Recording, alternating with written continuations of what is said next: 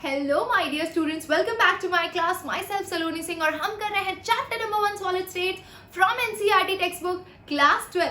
तो yes my dear students, start करते हैं आज का धमाकेदार topic that is density of solid. बहुत ही इंपॉर्टेंट है, 3 मार्क्स का डेफिनेट एंड 100% एंड 100% वेटेज है। कुछ ना कुछ आज यहाँ से आप लेकर ही जाएंगे। क्यों? क्योंकि ये 3 मार्क्स डेफिनेटली आने वाले हैं। तो चलिए स्टार्ट करते हैं। इससे पहले कि मैं आपको स्टार्ट करवाऊं ये topic, let me tell you कि आपको YouTube पर तो सिर्फ वीडियो लेक्चर्स मिलते हैं, लेकिन आपके लिए स्पेशली हमने विद्याकुल पे ये कोर्स लॉन्च किया है। अब इस कोर्स की खास बात क्या है, आपको इस कोर्स के अंदर हर टॉपिक से related chapter wise hand written notes मिलेंगे, एनसीईआरटी के इंटेक्स्ट और एक्सरसाइज के सोल्यूशन मिलेंगे, प्रीवियस ईयर्स के क्वेश्चन के सॉल्व्ड पीडीएफ मिलेंगे, हर चैप्टर वाइज हर चैप्टर में से कौन सा टॉपिक इंपॉर्टेंट है और उसका वेटेज कितना है, एमसीक्यू की सीरीज मिल जाएगी और थोड़े ही टाइम में वहाँ पे डाउट सेशन भी स्टार्ट होने वाला है। तो स्पेशली आप डाउट भी क्लियर कर पाएंगे। तो ये सारी चीज़ें अगर आप एक्सेस करना चाहते हैं तो नीचे डिस्क्रिप्शन बॉक्स में जाइए, एक लिंक दी है वहाँ पर क्लिक करिए। जो भी मिनिमल पेमेंट है दैट इज अप्रोक्सीमेटली 2997 रुपीज़, उस पे भी आपको 10% डिस्काउंट मिल जाएगा अगर आप SSTC कोड यूज़ करते हैं तो। और नॉन स्टॉप अपनी प्रिपरेशन स्टार्ट रखिए।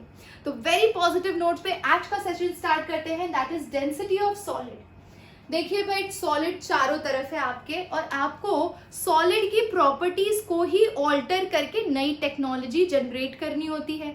तो सॉलिड की प्रॉपर्टी को ऑल्टर करने के लिए पहले हमें ये पता होना चाहिए कि सॉलिड की प्रॉपर्टीज होती क्या है और उसे कैलकुलेट कैसे करते हैं। तो उसी में एक प्रॉपर्टी है डेंसिटी की। अब किसी भी क्रिस्टल की डेंसिटी को मेजर करने के लिए आपको किसकी जरूरत होगी, ध्यान से देखिएगा। डेंसिटी यानी कि rho is equal to mass of unit cell upon volume of unit cell, है ना।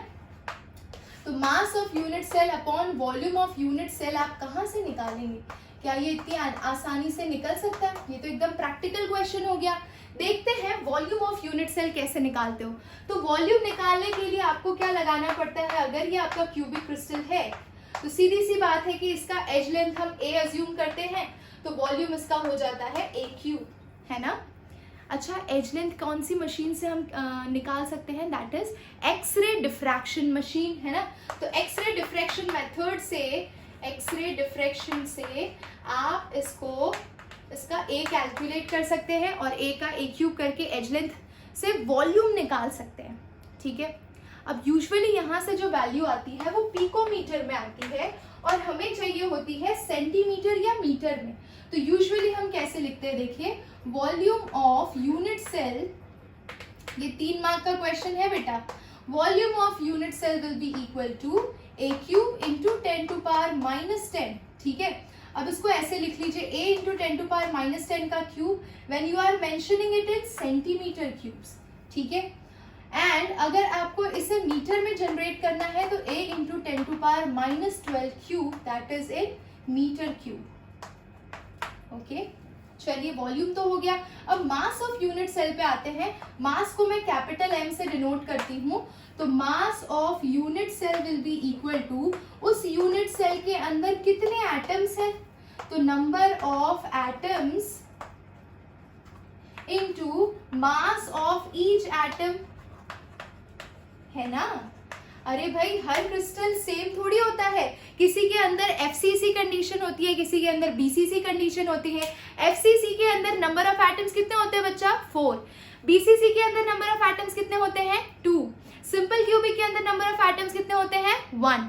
यानी कि एक क्रिस्टल के अंदर कितने एटम्स हैं और हर एक एटम का मास कितना है, अगर उन दोनों को मल्टीप्लाई करोगे तभी आपको यूनिट सेल का मास मिलेगा। बात समझ में आ रही है? तो नंबर ऑफ एटम्स को मैं अज्यूम कर ले लेती हूँ, मैंने इसको Z ले लिया, and mass of each atom को मैं ले लेती हूँ स्मॉल m। अब क्वेश्चन ये आता है कि स्मॉल m हम कैसे कैलकुलेट करते हैं, वो देख लेते हैं। तो मास ऑफ ईच एटम, ध्यान से देखिएगा, यहाँ पे होती है confusion. Mass of each atom will be equal to what? तो यस बच्चा, पहले आप मुझे ये बताइए कि अगर मेरे पास 23 ग्राम सोडियम है तो उसके अंदर कितने नंबर ऑफ एटम्स होंगे? ये तो उसका एटॉमिक मास है। atomic mass of any substance consists of 6.022 into 10 to power 23 atoms of that particular element. यानी कि 23 ग्राम जो कि उसका एटॉमिक मास है सोडियम का, उसके अंदर कितने एटम्स है उसके 6.022 into 10 to power 23, जिसे शॉर्ट में मैं Na लिख सकती हूँ. तो अगर मुझे एक एटम सोडियम के लिए निकालना है तो एक एटम ऑफ सोडियम का कितना मास होगा, तो 1 atom will be equal to 23 by Na. यानी हमने क्या किया, molar mass divide by Avogadro number. यानी कि अगर मुझे मास ऑफ ईच एटम निकालना है तो मुझे क्या लिखना पड़ेगा, मुझे लिखना पड़ेगा molar mass upon Avogadro number, है ना. अब इसको शॉर्ट में हम सिंबॉलिक फॉर्म में लिख लेते हैं. तो मोलार मास को मैं mm लिख लेती हूँ और इसको Na. ठीक है. अब इसको हम यूज कर लेते हैं यहाँ पे. तो ये क्या हो जाएगा, Z into mm upon Na is equal to mass of a unit cell. एक यूनिट सेल का इतना मास है. अब इसको फाइनल एक्सप्रेशन में प्लेस करिए. तो density is equal to mass of unit cell में ये प्लेस करिए Z into molar mass upon Na. और वॉल्यूम में क्या प्लेस करेंगे, A क्यूब. तो A क्यूब कौन सा वाला लेना चाहते हैं, कोई भी एक ले लीजिए. मैं सेंटीमीटर वाला ले रही हूँ. A इंटू 10 टू पावर -10 का cube. So this is how you generate or derive a formula to calculate the density where mm stands for molar mass and A stands for edge length. ठीक है. Rho stands for density, Z stands for number of atoms. I hope you are very clear with the topic. Okay. चलिए, ये 3 mark का आता है. अब आता है इसके ऊपर न्यूमेरिकल. तो न्यूमेरिकल देखते हैं कैसे सॉल्व करना है. नोटबुक लेकर बैठ जाइए. चलिए बच्चा, तो पहला क्वेश्चन देखते हैं. पहला क्वेश्चन है सिल्वर क्रिस्टलाइजेज इन FCC. ऐसा आपको मेंशन किया होगा तो याद रख लीजिए. FCC के लिए Z की वैल्यू 4 होती है. अगर FCC की जगह CCP या HCP भी लिखें तो भी Z की वैल्यू आप 4 लेंगे. ठीक है. तो Z की वैल्यू आपको पता है, Z की वैल्यू 4 है. एज लेंथ है, एज लेंथ यानी कि A, that is 4.07 into 10 to power -8 है. 10 टू पावर -8 है. और क्या बचा है आपके पास, डेंसिटी दी है 10.5. मोलार मास कैलकुलेट करना है. Rho is equal to Z into M upon Na into A cube होता है ना. तो हमें निकालना है ये. तो हमारा फॉर्मूला क्या हो गया, molar mass will be equal to rho into Na into A cube upon Z. सारी वैल्यूज प्लेस कर दीजिए. रो की वैल्यू कितनी दी है, 10.5. ठीक है. Na है 6.022 into 10 to power 23 into A cube देख लीजिए, यानी कि ये वाला 4.07 इंटू 10 टू पावर -8 सेंटीमीटर में है ऑलरेडी. तो हमें कुछ भी मल्टीप्लाई करने की जरूरत नहीं है. जब ये वैल्यू पिकोमीटर में होती तब 10 टू पावर -10 करना है. जब पिकोमीटर में नहीं है, डायरेक्टली सेंटीमीटर में है, तो कोई यूनिट चेंज नहीं करना है और सिंपल A क्यूब लेना है. तो 4.07 इंटू 10 टू पावर -8 का क्यूब है ना. डिवाइड बाई Z की वैल्यू इस केस के लिए आपकी 4 है. अब आपको इसको सॉल्व करना है. कुछ बच्चे बोलेंगे कि मैम हमें सिल्वर का एटॉमिक मास ऑलरेडी पता है 108 होता है, तो हम डायरेक्ट नहीं लिख सकते. आपका जो भी एग्जामिनर होगा वो ये चेक करेगा, आपने डायरेक्ट 108 लिख दिया, ट्रस्ट मी, कितने भी अच्छा कैलकुलेशन कर लो आप, एग्जैक्ट 108 वैल्यू कभी नहीं आती है और वहां पे वो आपके हाफ मार्क्स कट कर देगा. तो कभी भी एग्जैक्ट वैल्यू मत लिखना, जो आ रहा है उसके आसपास लिखो. 107 लिखो, 106 लिखो, 106 तक चलेगा. अब कई बार क्या होता है, कैलकुलेशन करते वक्त मैं बताती हूँ बच्चे क्या करते हैं, 6.022 को 6 ले लिया, चलो वो तो एक बार को अलाउड है. यहाँ पे 4.07 को आप 4 ले रहे हैं. भाई आपका पता है एटॉमिक मास कितना आएगा, पता है आपको, 108 तो किसी जिंदगी में नहीं आएगा. आसपास 106 107 भी नहीं आएगा. आपकी वैल्यू चली जाएगी फाइनल आंसर में 99 से लेकर 100 ग्राम तक. ठीक है. तो ये गलती मत करना, ज्यादा अप्रोक्सीमेशन के चक्कर में मत पड़ना. यहाँ पे 10.5 इंटू, हाँ ये एवोगैड्रो नंबर को 6 लो, कोई दिक्कत नहीं है.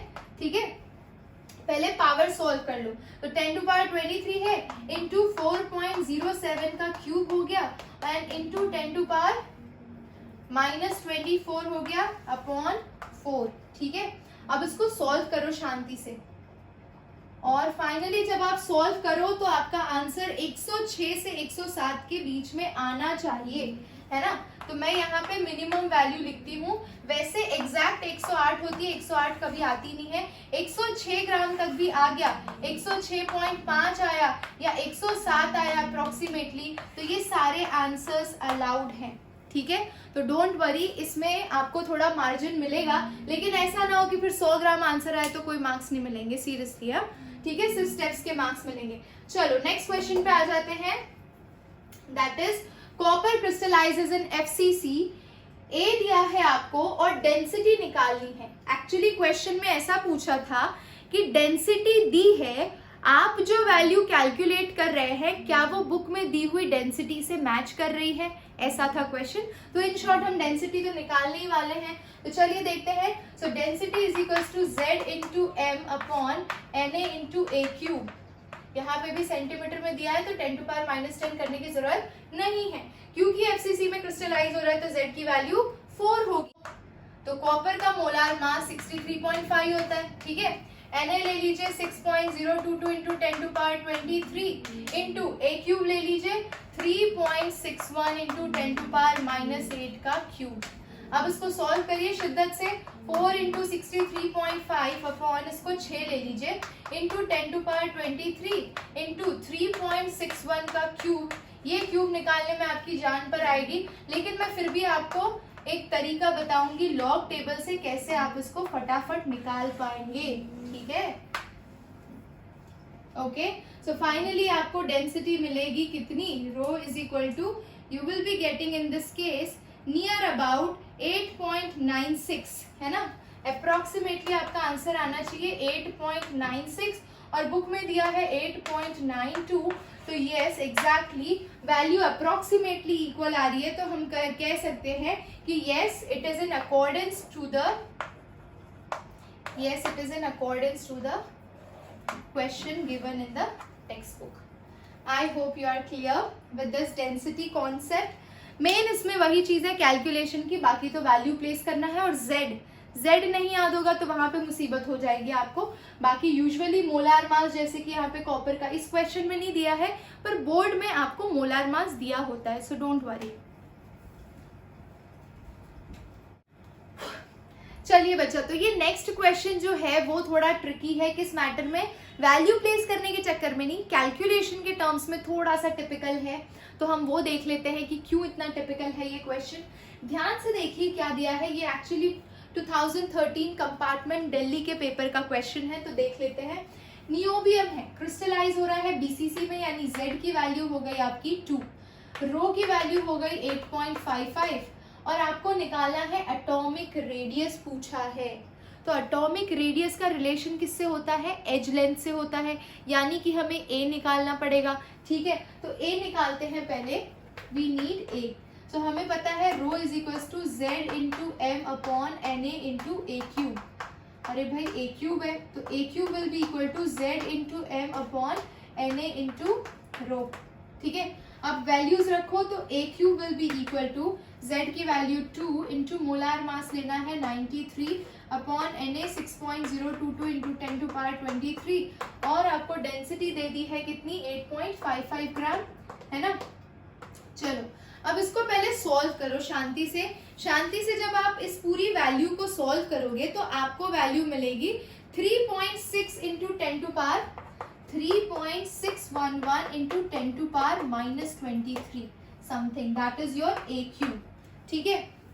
इसमें अब हमें कुछ सेटिंग करनी पड़ेगी, तो इसको कुछ परफेक्ट क्यूब का सीन में कन्वर्ट कर देते हैं। तो 8 3 24 होता है, तो यहाँ पे 8 तब हो सकता है जब यहाँ पे आपका 24 हो। तो हम पॉइंट को डिस्प्लेस कर लेते हैं, तो 36.11 इंटू 10⁻⁻24 कर लिया, that is equal to A cube, है ना। अब देखो इसको सॉल्व कैसे करोगे। आपको अगर आपने ये हटाया तो आपको तो क्यूब रूट निकालना पड़ेगा। एग्जाम में क्यूब रूट तो निकाल नहीं सकते, यानी कि यहाँ पे आपको एग्जामिनर से मांगना पड़ेगा लॉग टेबल, ठीक है। तो चलिए देखते हैं आगे क्या करना है। ध्यान से देखिएगा, इसके आगे यही तो ट्रिक है। चलिए बच्चों, तो देखते हैं अब इसमें करना क्या है। देखिए a cube is equal to 36.11 into 10 to power minus 24 है। अब हम अज्यूम कर लेते हैं कि a cube is equal to x cube into 10 to power minus 24 centimetre cube है, and this x cube is equal to this value 36.11। ये late किया है हमने, इमेजिन किया है, ठीक है। अब इसको सॉल्व करने के लिए हम इसमें लॉग लगा लेते हैं, ठीक है। तो इसके ऊपर लॉग लगाओगे तो ये हो जाएगा 3 log x, और यहाँ पे लॉग लगाओगे तो log 36.11 आएगा, ठीक है। अब 3 log x निकालने की जगह आप इसकी वैल्यू निकालो। पहले log 36.11, लॉग टेबल में अगर आप देखोगे तो आपको इसकी वैल्यू मिलेगी 1.5576। क्या मिलेगी? 1.5576, ठीक है। तो log x will be equal to, और ये वाली जो 3 वैल्यू है इसको यहाँ पे नीचे ले जाओ, तो यहाँ पे 3 ले लिया है, यहाँ से हटा दिया, ठीक है। तो ये आप इसको डिवाइड करिए, तो log x will become equal to 3 5 15, तो अप्रोक्सीमेटली यू आर गेटिंग 0.519, ठीक है। अब x चाहिए आपको, तो x इज इक्वल टू, जब भी log को उसके ऑपोजिट डायरेक्शन में ले जाते हैं तो वो हो जाता है anti log. So anti log of 0.519 निकालना पड़ेगा आपको, ठीक है। तो जब भी आप एंटी लॉग निकालेंगे तो इसका वैल्यू आ जाएगा finally x is equal to 3.309। Okay, basically a will become equal to x into 10 to power minus 8, है ना। सबका क्यूब, अरे भाई इसका क्यूब था, इसका क्यूब था और इसका क्यूब था, सबके क्यूब्स को कैंसिल कर दिया, तो a will be equal to x, और ये देखिए ऐसा था ना, a क्यूब x क्यूब और ये इसका क्यूब, तो इस क्यूब से बाकी यानी इसका क्यूब रूट और इसके क्यूब रूट से हमने उसको कैंसिल कर दिया, तो हमारे पास क्या बचा? a is equal to x into 10 to power minus 8, है ना। और x की वैल्यू आपको पता है, x की वैल्यू हमने निकाली है ये वाली, तो a will become equal to 3.304 into 10 to power minus 8। Very good. लेकिन इतना ही क्वेश्चन नहीं था, हमें पूछा है रेडियस। अब एज लेंथ और रेडियस में क्या रिलेशन है इस केस के लिए वो देखते हैं। So for BCC r is equals to √3a/4, ये पिछले केस में हमने यानी कि कल के डेरिवेशन में देखा है, तो please go ahead and do it. So √3 की 1.73 ले लीजिए, a की वैल्यू यहाँ से ले लीजिए, that is 3.304 into 10 to power minus 8 divide by 4। अब इसको सॉल्व करिए तो फाइनली आपको रेडियस मिलेगा जो कि सेंटीमीटर में निकलेगा, है ना, ठीक है। और आप चाहें तो इस चीज को इग्नोर मार के आंसर पिकोमीटर में निकाल सकते हैं, अगर आपको ये यूज नहीं करना है तो, ठीक है। तो फाइनली आपको आंसर मिलेगा 143.1 picometre. I hope you are clear. So इसी तरह से सॉल्व करिए और भी ज्यादा डेंसिटी के क्वेश्चन। जिन्होंने कोर्स खरीदा उनको ऐसे बहुत सारे सॉल्व एग्जांपल्स कोर्स के अंदर मिल जाएंगे, तो प्लीज वो गो ahead and solve those questions. और चलते हैं अब आगे। यस बच्चों, तो शुरू करते हैं आज का topic, that is imperfections in solids. तो हमने अब तक जितनी प्रॉपर्टीज हम सॉलिड की पढ़ सकते थे पढ़ लिया। रेगुलर अरेंजमेंट है सॉलिड का। अब इस रेगुलर अरेंजमेंट के अंदर अगर हम डिफेक्ट जनरेट करें तो डिफेक्ट कब जनरेट होता है? जब उसके रेगुलर ऑर्डर्ड अरेंजमेंट में से कोई आयन, ये आयन मान लो मैंने घुमा दिया, ये आयन घुमा दिया या ये आयन घुमा दिया, यानी मिसप्लेस कर दिया, तब जो इरेग्युलरिटी जनरेट होगी। तो अगर क्रिस्टल में इरेग्युलरिटी जनरेट होती है तो उसकी प्रॉपर्टीज थोड़ी सी चेंज हो जाती है, और उन्हीं चेंज इन प्रॉपर्टीज का हम फायदा उठाते हैं नई नई इन्वेंशंस करने के लिए सॉलिड्स में। तो चलिए देखते हैं, ठीक है। So any deviation from perfectly ordered arrangement is called defect, ये तो हमें क्लियर है। अगर वो एक परफेक्टली एटॉमिक क्रिस्टल है और उसके अंदर से कहीं एटम या फिर कोई आयन मिसिंग है, तो जो डिफेक्ट अराइज होता है उसे हम एटॉमिक इम्परफेक्शन बोलते हैं। एटॉमिक इम्परफेक्शन किसकी वजह से जनरेट होता है? Due to missing of ion. तो मान लीजिए क्रिस्टल स्ट्रक्चर है और उसमें से ये पर्टिकुलर आयन यहां से मान लीजिए ये वाला आयन मिसिंग हो गया, तो अगर ये वाला आयन मिसिंग हो गया तो इस पॉइंट पे डिफेक्ट जनरेट होगा। यहाँ पे वो क्रिस्टल नहीं है तो इसकी वजह से जो डिफेक्ट जनरेट होगा उसे बोलेंगे पॉइंट डिफेक्ट। अब ये डिफेक्ट और आगे फर्दर प्रोसीड कर सकता है। अगर यहाँ से मिसिंग है तो यही ये तो सिर्फ एक पॉइंट पे डिफेक्ट जनरेट हुआ, पर अगर यही पॉइंट डिफेक्ट एक लाइन पे रिपीट हो रहा है, यानी इस लाइन में जितने भी एटम्स है वो सारे मिसिंग हो गए, या फिर इस प्लेन में जितने भी एटम्स है वो सारे मिसिंग हो गए, तो जब लाइन में वो इम्परफेक्शन आएगी तो उसे लाइन डिफेक्ट बोलेंगे, जब प्लेन में वो इम्परफेक्शन आएगी तो उसे प्लेन डिफेक्ट बोलेंगे। ठीक है, तो इस तरह से डिफेक्ट्स की बहुत सारी कैटेगरी है, और यूजुअली इन डिफेक्ट्स को थर्मोडायनामिकल डिफेक्ट भी बोलते हैं, क्योंकि ये सारे डिफेक्ट्स टेम्परेचर के साथ साथ चेंज होते हैं, इनकी प्रॉपर्टीज चेंज होती है, तो टेम्परेचर डिपेंडेंट है ये। चलिए, तो ये तो एक जनरलाइज आपने कॉन्सेप्ट देखा, यहाँ से क्वेश्चन नहीं आता है। क्वेश्चन कहाँ से आता है? मेजर बाय परफेक्शन से। यस माय डियर स्टूडेंट्स, देख लेते हैं इनके मेजर बाइफर्केशंस कौन कौन से हैं। तो किसी भी सॉलिड के अंदर डिफेक्ट जो होता है उसे हम 3 कैटेगरी में कैटेगराइज करेंगे। सबसे पहले ले लेते हैं स्टोइकियोमेट्रिक डिफेक्ट, है ना, स्टोइकियोमेट्रिक डिफेक्ट। दूसरा ले लेते हैं नॉन स्टोइकियोमेट्रिक डिफेक्ट, और तीसरा ले लेते हैं इम्प्योरिटी डिफेक्ट। ठीक है, अच्छा, अब तीनों का मतलब क्या है? तो स्टोइकियोमेट्रिक डिफेक्ट के अंदर पॉजिटिव एंड नेगेटिव आयन का रेशियो हमेशा मेंटेन रहता है। अगर 10 पॉजिटिव आयन है तो 10 नेगेटिव आयन ही होंगे, चाहे आप कितने भी तरह के डिफेक्ट उसके अंदर डाल दीजिए। ठीक है, तो इसको बोलते हैं स्टोइकियोमेट्रिक डिफेक्ट। अब इसमें आप 2 पढ़ेंगे, 2 तरह के डिफेक्ट पढ़ेंगे स्टोइकियोमेट्रिक के अंदर, vacancy defect and interstitial defect. Vacancy and interstitial defect, ठीक है। और वैकेंसी के अंदर स्पेशली आप शॉर्ट की डिफेक्ट पढ़ेंगे, ये मेन टाइप है। वैकेंसी के अंदर पढ़ेंगे आप शॉर्ट की डिफेक्ट, और इंटरस्टिशियल के अंदर आप पढ़ेंगे Frenkel defect. I hope you are clear. तो स्टोइकियोमेट्रिक के major 2 type, Schottky and Frenkel, that we are going to focus. Non stoichiometric के अंदर 2 कैटेगरी आएगी, metal excess defect and metal deficiency defect. Metal deficiency, चलिए, तो non stoichiometric में 2 category हो गई, metal excess and metal deficiency defect. Metal excess किसकी वजह से जनरेट हो सकता है? एनायोनिक वैकेंसी या फिर एक्सिस ऑफ कैटायन, ठीक है। एंड मेटल डेफिशिएंसी किसकी वजह से जनरेट होगी? Due to cationic vacancy. तो बेसिकली हम इस पर्टिकुलर टॉपिक में कौन कौन से मेजर पॉइंट्स कवर करेंगे? स्टोइकियोमेट्रिक के अंदर शॉर्टकी डिफेक्ट देखेंगे, फ्रैंकल डिफेक्ट देखेंगे जिसके ऊपर क्वेश्चन आता है, और नॉन स्टोइकियोमेट्रिक के अंदर मेटल एक्सिस में anionic vacancy and axis of cation, और मेटल डेफिशिएंसी में कैटायनिक। यानी कि टोटल हम कितने कंडीशंस डिस्कस करने वाले हैं? 1 2 3 4 5 कंडीशन, और ये impurity defect that is last. इसमें डायरेक्टली इम्प्योरिटी ऐड की जाती है, we will take it later. ठीक है, चलिए देखते हैं।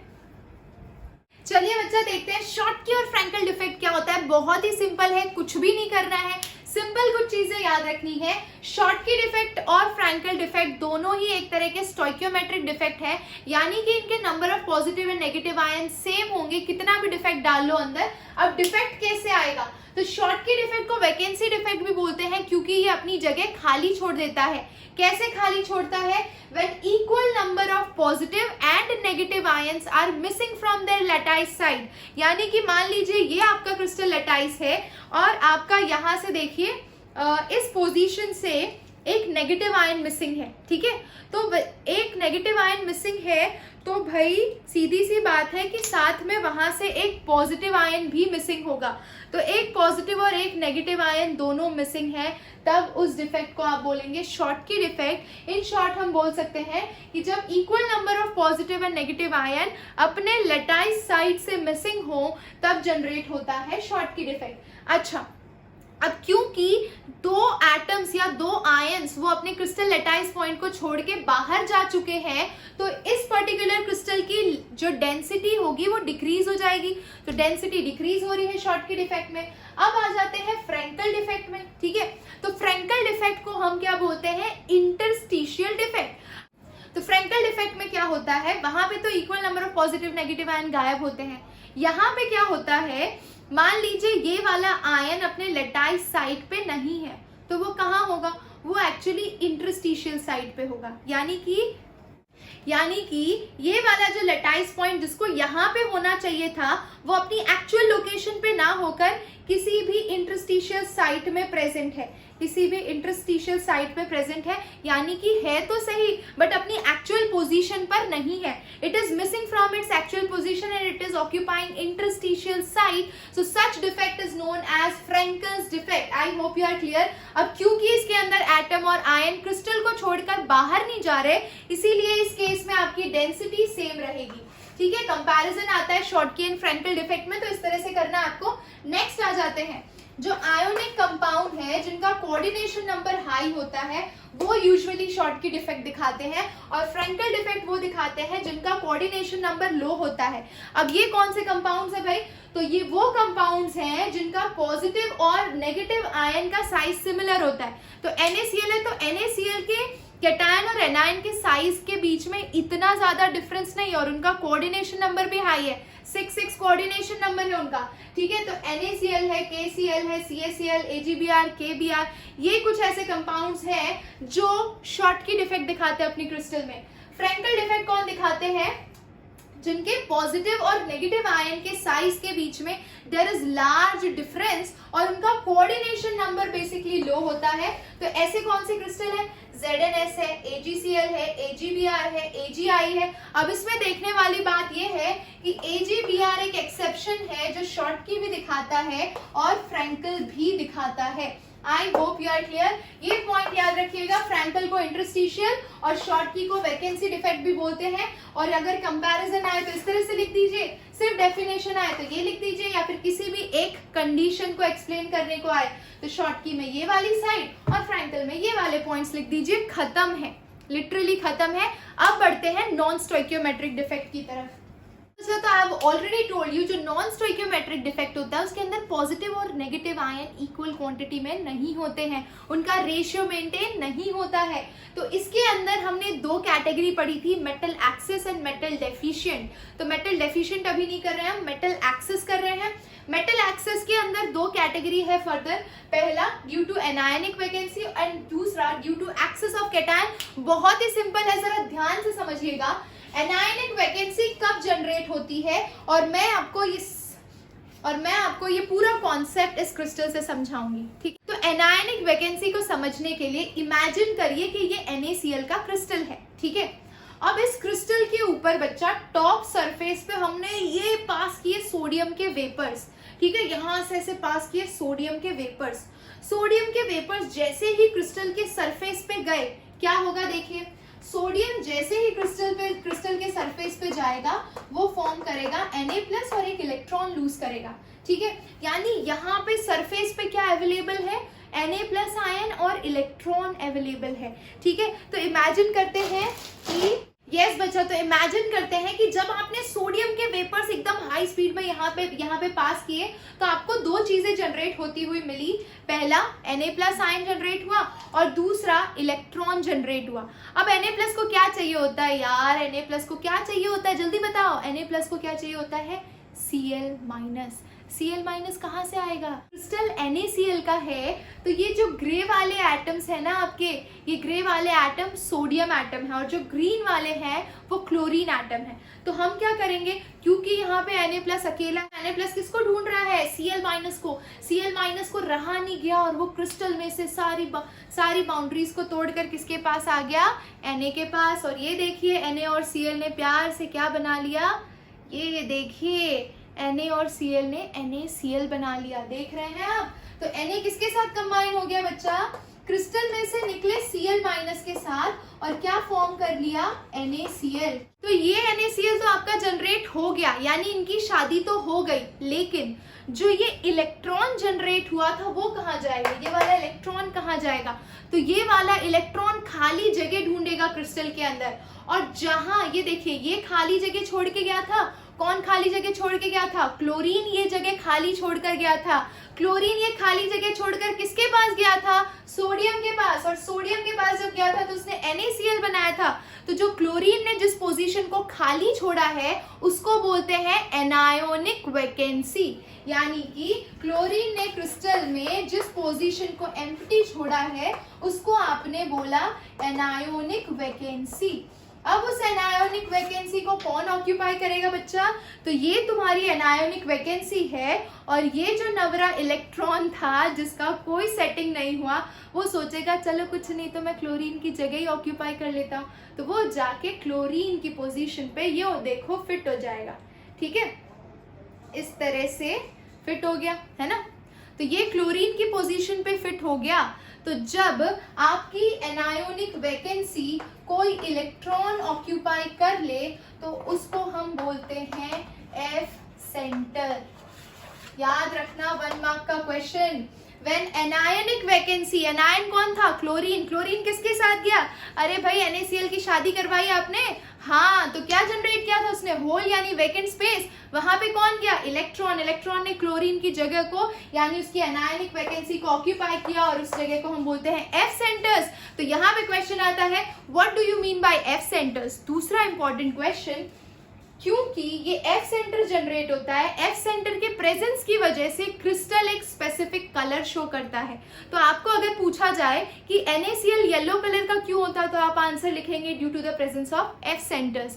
LiCl पिंक कलर का क्यों होता है? KCl वायलेट कलर का क्यों होता है? Due to the presence of F centres. F centres क्या है? Anionic vacancy occupied by electron is known as F centres. तो ये बहुत ही इंपॉर्टेंट है।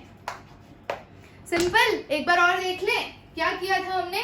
क्रिस्टल के ऊपर सोडियम के वेपर को पास किया था, धर धर धर धर धर धर धर धर। जैसे ही आपने पास किया सोडियम ने क्या जनरेट किया? Na+ आयन जनरेट किया और इलेक्ट्रॉन जनरेट किया। Na+ ने खींच के क्रिस्टल में से Cl को बाहर निकाला और उन दोनों ने शादी कर ली।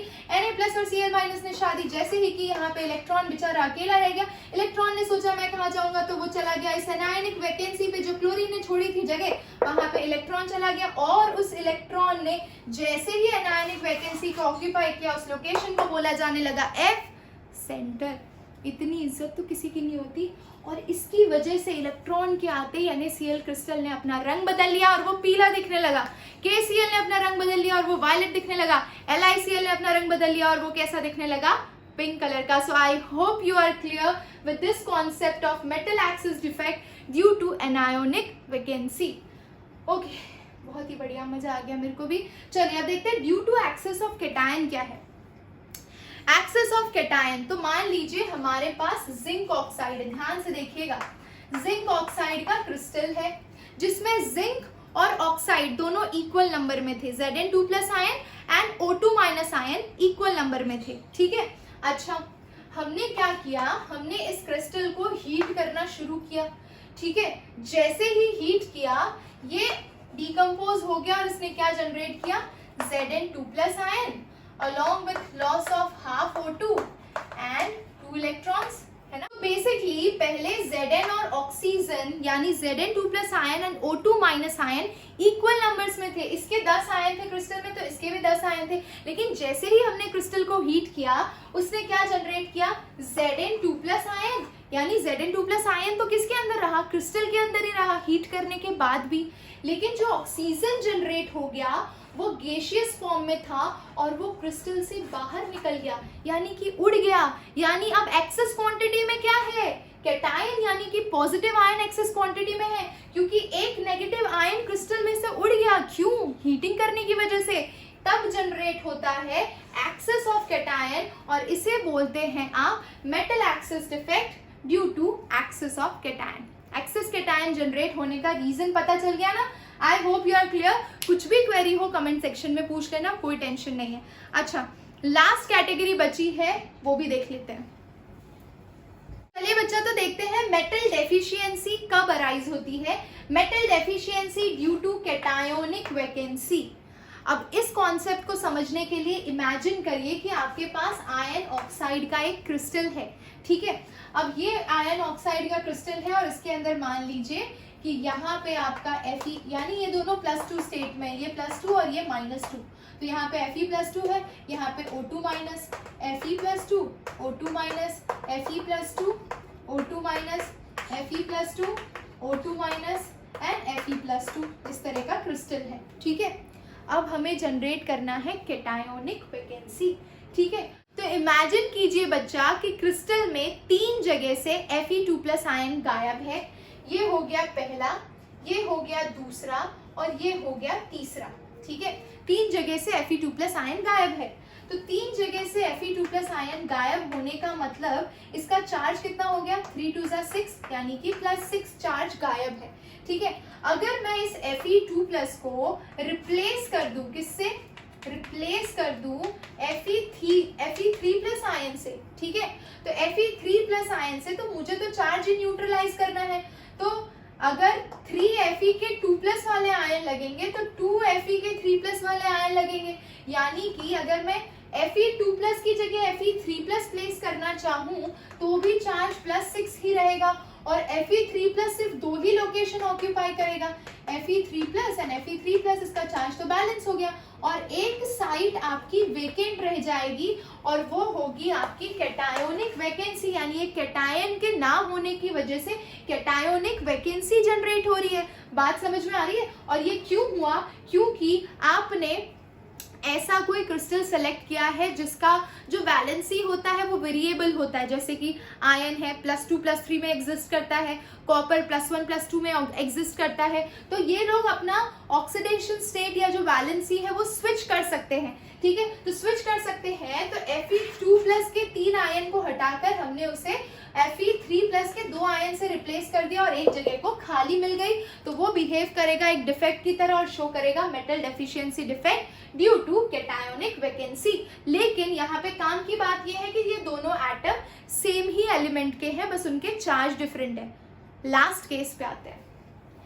लास्ट केस है बच्चा इम्प्योरिटी डिफेक्ट। इम्प्योरिटी डिफेक्ट यानी आपने क्रिस्टल के अंदर किसी दूसरे एलिमेंट की एक्सटर्नली इम्प्योरिटी ऐड की। कहने का मतलब ये है कि बच्चा कि मान लीजिए ये NaCl का क्रिस्टल है, ठीक है, और यहाँ पे 1 2 3 4 5 6 7 8 9, ठीक है, और हमने यहाँ पे प्लेस कर दिया है Na+Cl-, Na+Cl-, Na+Cl-, Na+Cl- and Na+, ठीक है।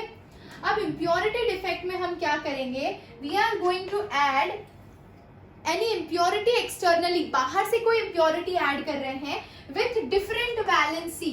तो सोडियम की वैलेंसी तो +1 है, अगर मैं बाहर से NaCl के क्रिस्टल में SrCl2 की इम्प्योरिटी डालूं तो, है ना, तो NaCl के अंदर SrCl2 की आपने इम्प्योरिटी डाली और मान लीजिए स्ट्रोंशियम की वैलेंसी, मान लीजिए क्या होती है, स्ट्रोंशियम की वैलेंसी +2 होती है, यानी कि अगर आपने क्रिस्टल में Na+ को हटा दिया, ठीक है, 2 Na+ को हटा दिया तो 2 Na+ के बदले में 1 Sr2+ स्पेस ऑक्यूपाई करेगा, क्योंकि चार्ज दोनों के केस में बराबर हो जाएगा। यहाँ पे भी +2, यहाँ पे भी +2, यानी 2 सोडियम को हटा के स्ट्रोंशियम एक प्लेस ऑक्यूपाई कर लेगा और एक जगह को एम्प्टी छोड़ देगा, still the charge is balance. तो इस तरह के डिफेक्ट को हम बोलते हैं इम्प्योरिटी डिफेक्ट। अब आप बोलोगे दोनों में डिफरेंस क्या है, मेटल एफिशिएंसी वाले में और इसमें, है ना, पहले वाले केस में आपने बाहर से कुछ ऐड नहीं किया है, क्रिस्टल के अंदर जो एटम या आयन था वही ट्रांसफॉर्म हुआ है अपने दूसरे स्टेट में, ठीक है, +2 का +3 हुआ है। इम्प्योरिटी डिफेक्ट में आपने एक्सटर्नली एक इम्प्योरिटी ऐड की है जो कि क्या कर रही है, क्रिस्टल में से पॉजिटिव आयन को रिप्लेस करके कोई दूसरी वैलेंसी वाला आयन उसकी स्पेस को ऑक्यूपाई कर रहा है, और जब वो ऑक्यूपाई कर रहा है तो क्योंकि उसकी वैलेंसी हाई है इसीलिए वो एक ही एटम में उतनी वैलेंसी सेटिस्फाई कर ले रहा है, तो एक जगह उसकी खाली जनरेट हो रही है। I hope you are clear. तो इसी के साथ हमने खत्म कर दिया है इम्प्योरिटी डिफेक्ट। सिर्फ लास्ट के 2 टॉपिक बचे हैं इस टॉपिक के अंदर, electrical property and magnetic property. तो बने रहिए मेरे साथ, मिलते हैं नेक्स्ट क्लास में। Till then take care, love you all, bye bye.